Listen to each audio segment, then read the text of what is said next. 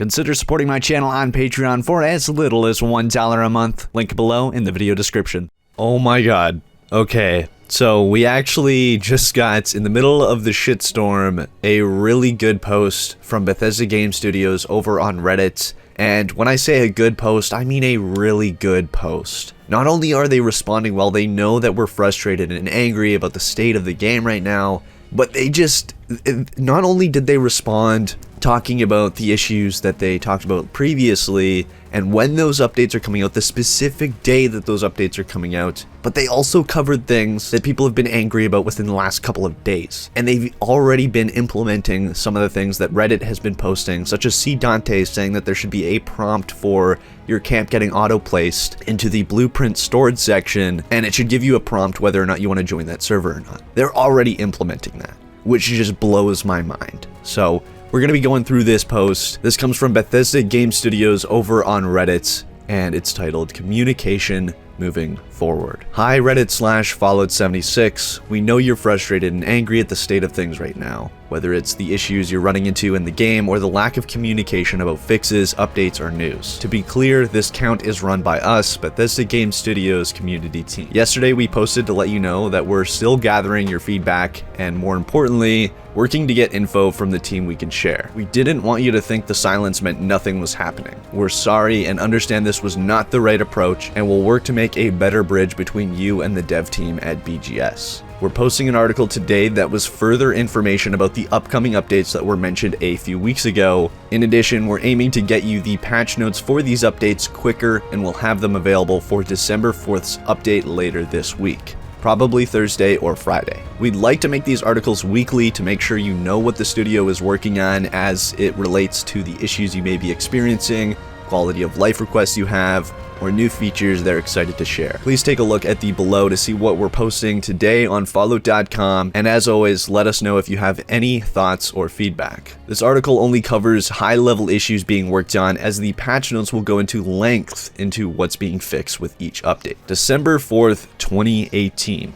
Next week's update will bring an increase to the stash limit, as well as a variety of performance and stability improvements, balance changes, and multiple bug fixes to the game. We'll have a full patch notes available later this week ahead of Tuesday's updates, and some notable issues being addressed in this update include stash limit increase. We know many of you have been asking for an adjustment to the stash storage limit, and we're happy to share that we're increasing it from 400 to 600. While this is somewhat conservative, we plan to increase the storage cap further once we verify this change will not negatively impact the stability of the game. They've increased it by 200, and they're still going to work on increasing it further. They just want to see how it affects the game. That's good to hear, as that's already a 50% increase. Then we have boss loot. Players should receive 2 or 3 items after taking down a boss, depending on the creature's difficulty and level. And this is really good news for all the people that are already in the end game, such as myself, taking on loads of Scorched Beasts, taking on the Scorched Beast Queen, taking on high-level Mirelurk Queens. Every single time I take down these hardcore enemies, I get worse loot than if I were to just take down a Wendigo or a Super Mutant. The boss loot has been atrocious, and at times it doesn't even drop you anything. So the fact that they're fixing this right away is really good to hear, because it's been so frustrating working my ass off and having literally the entire server take down the Scorched Beast Queen, and you get fucking nothing for it. So this is good to hear. Cryolator effects. Players hit with the Cryolator are now chilled, frosted, or frozen, depending on how many times they were hit. The duration of movement speed reductions applied by these effects have also been decreased from 2 hours to just 30 seconds. I personally never ran into this issue, but I'm glad it's being fixed. Respawning when over encumbered. We've resolved an issue affecting players who die while over-encumbered that only allow them to respawn at Vault 76. Now over-encumbered players will be able to respawn at the nearest discovered map marker. This is an issue that has still been plaguing the game since the beta, so I'm glad it's getting fixed on December 4th. Stuck in power armor. We've addressed an issue in this patch that could cause players to become stuck inside power armor. We're also aware that there are some additional cases where this can occur, and we are actively investigating them. So the fact that they've gotten one of the issues fixed, that's great to hear. If they can reach out to some community community members, some of the mod authors even, and figure out how to get this patched up, that would be greatly appreciated. Moving on to December 11th, 2018. The next update after December 4th is currently planned for the following week. Like previous patches, it will include a variety of bug fixes, but we're also planning to bring some more notable changes and features to the game. You can catch a preview of these improvements below, and a full list of changes will be included in the December 11th patch notes. Starting off with PC additions. A push-to-talk setting for voice chat, 21:9 resolution supports, and a field of view setting are all being implemented on PC with this December 11th, 2018 update. Special Respec. After level 50, you'll be able to choose between a new perk card or moving a special point you had previously allocated. I don't know how I feel about this approach for special respecing, but I'll have to wait and see until this update comes out, because I don't want to judge it too much until the update is out and I can feel it out for myself. Camp placement on login.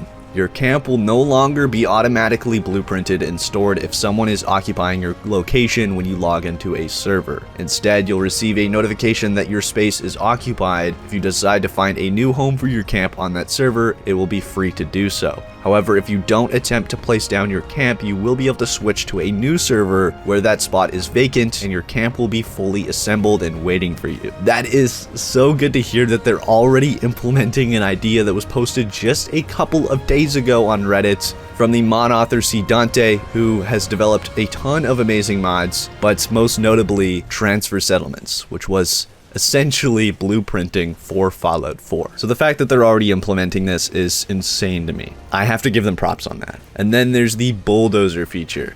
This is a new camp feature that will allow you to remove small trees, rocks, and other obstructions so it's easier to create and place your camp when and where you want. You can also use the Bulldozer to clear these items from the surrounding area to make your camp feel more like home. I have to say, I was not expecting this feature, and I'm really glad it's being included, because the amount of times where I've wanted to build my camp somewhere and I'll start setting it up, but I have trees coming through the walls and rocks coming through the ground. It's been so many times and it's frustrating. So I'm glad that they're adding this feature. And I don't know if it's been really highly requested, but I'm glad that they're adding it. And I cannot wait to see what they're going to be doing in the future. And they ended it off with this. Thank you, and please don't stop letting us know how we can improve our communication and what else needs to be addressed in the game. Once we finalize the patch notes for the December 4th updates, we'll be sure to post them here and all patch notes and weekly updates going forward. So I don't know if that's really a confirmation that Fallout 76 after these two updates are still going to be getting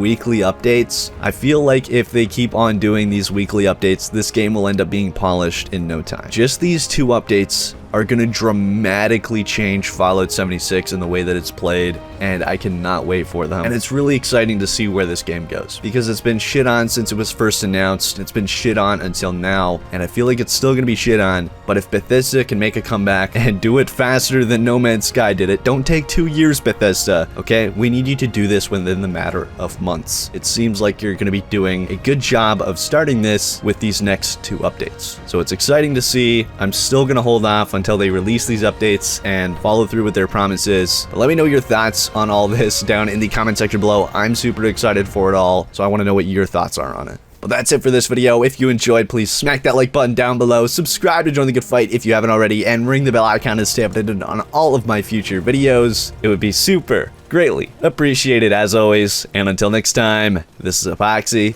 signing off.